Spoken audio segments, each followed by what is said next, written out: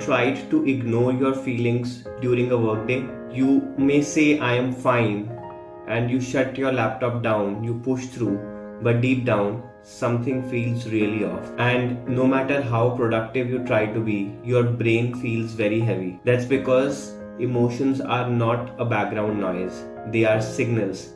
They are your brain's way of saying something needs attention. Hi, my name is Gagandeep Singh. I am an organizational psychologist and a leadership coach, and my mission is to make all corporate professionals in India mentally fit and performance ready. And in today's video, the first in our mental health series, we are going to talk about why emotions are not distractions and why avoiding them can quietly sabotage your performance. In most workplaces, people are trained to suppress and not process their emotions. Anger, if they feel angry, they tell themselves to be professional.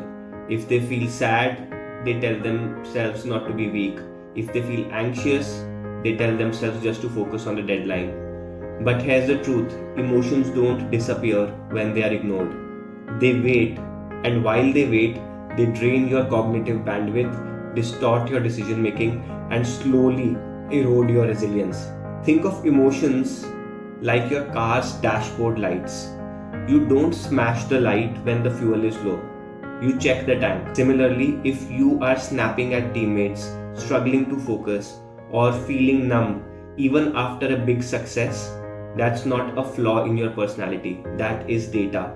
Your emotions are telling you something. Maybe it's burnout, maybe it's a lack of purpose and meaning in life, maybe it's unresolved stress outside of the workplace.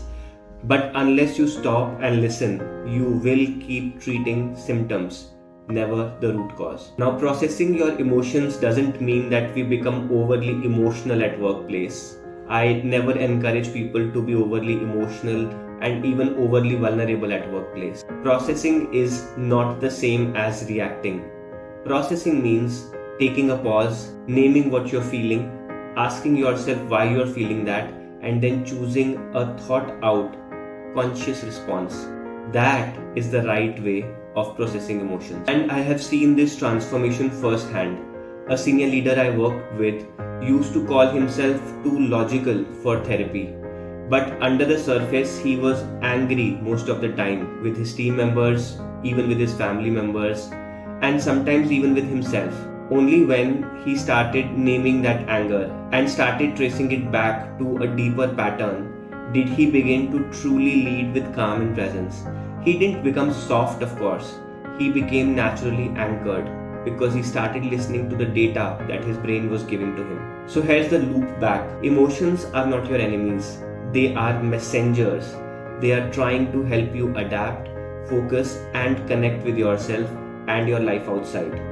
The next time you feel something big, don't shove it aside. Ask yourself, what is this trying to tell me? Because once you learn to listen, emotions can stop controlling you. Their purpose of their existence, it is fulfilled, and they go down, their intensity reduces, and they start guide. Their intensity reduces. I hope you liked the message of this video. This is just the beginning of our mental health series where we will explore tools to build emotional resilience, fitness, and inner clarity at work. My name is Gagandeep Singh. I am an organizational psychologist, and I'll see you in the next video. Jai Hind.